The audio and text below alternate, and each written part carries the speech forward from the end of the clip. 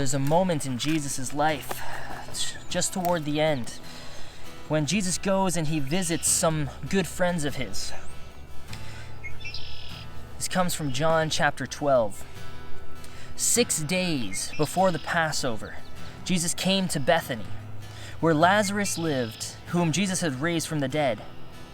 Here a dinner was given in Jesus' honor, and Martha, she served, while Lazarus was among those reclining at the table with Jesus. Then Mary took out about a pint of pure nard, an expensive perfume. She poured it on Jesus' feet and wiped his feet with her hair. And the house was filled with the fragrance of the perfume.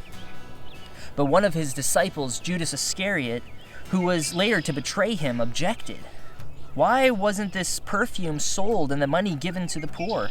It is worth a year's wages. He did not say this because he cared about the poor, but because he was a thief. As keeper of the money bag, he used to help himself to what was put into it. Leave her alone, Jesus replied. It was intended that she should save this perfume for the day of my burial. You will always have the poor among you, but you will not always have me. So I was thinking about this passage and thinking about it as we find ourselves journeying towards the cross, as we find ourselves journeying towards Easter.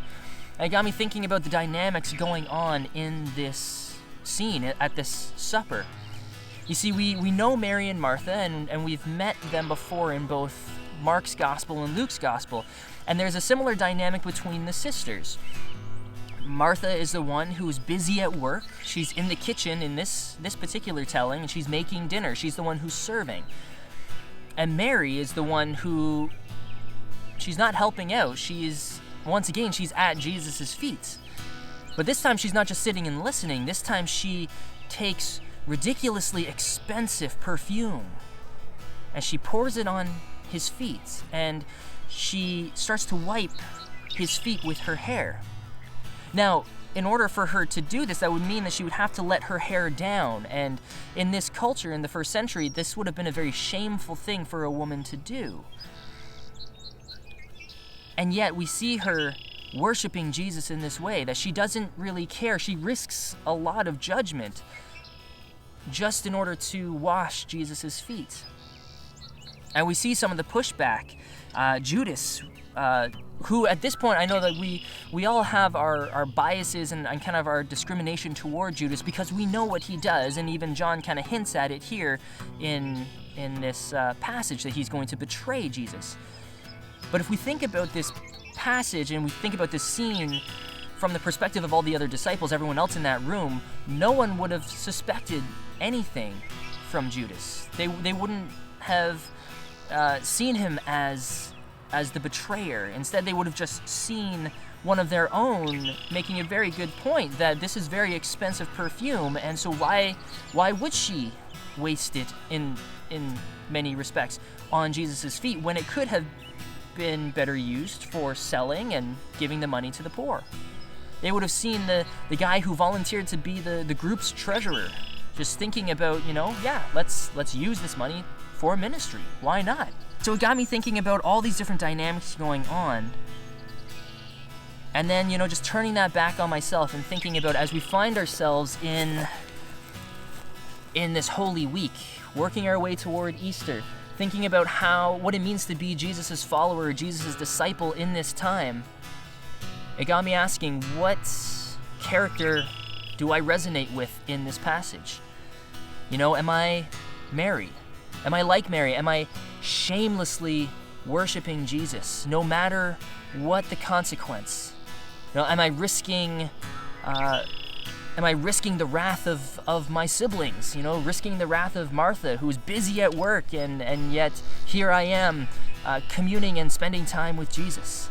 Am I risking my reputation and how I look in the eyes of the disciples, of the others around the room? Do I care more about worshiping Jesus than what other people think about me? Do I risk the sneers? Do I risk the sneers of those who think that they know what real ministry is. Those who think that my efforts would have better been used toward helping the poor, or reaching out in a different way, or not using this form of ministry, or reaching out in this platform, or worshiping in this style. Am I willing to risk it all simply to worship Jesus and to recognize who he is? Or do I resonate with Judas? Am I able to put away my discrimination against him as the betrayer and think of him as the one who's being prudent, the one who is, in the eyes of all the other disciples, reliable, the one who holds the money, who volunteered to do that role, looking after all of the group's resources to make sure that they had enough for their very need and some left over to give to the poor? Do I find myself resonating with Martha, who is busy at work serving, making sure that that everything runs smoothly for this dinner to go on, for Jesus to be able to be here and welcome his disciples and commune with them and eat with them? Do I get to play that serving role in this scene? Which character do you resonate with? Which one speaks to you in this time? I mean, ultimately, John uses this passage to point to the Messiah, the Messiahship, the kingship of Jesus. That this is, in fact, the place where he is anointed as Messiah, anointed as king in John's gospel. And so certainly there is that element going on, and that is the truth that actually enables Mary to do what she does, to worship Jesus the way that she does. Because the truth that Jesus is the Messiah is what leads Mary to do something so reckless, to use such expensive perfume to honor and glorify Jesus. Do we have a similar recklessness toward worshiping our King?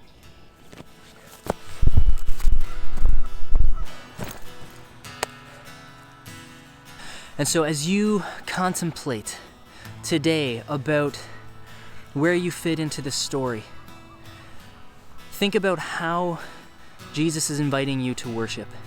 Is it to be prudent and careful, the way that, with the mindset that Judas had? Is it to be busy and working hard the way that Martha had? Or is Jesus inviting us to in some ways, a responsible recklessness that Mary had? One where honoring Jesus, worshiping Jesus, is the point of our existence. I hope that you have an amazing day as you continue to contemplate what God is doing in your midst as we get closer and closer to Easter.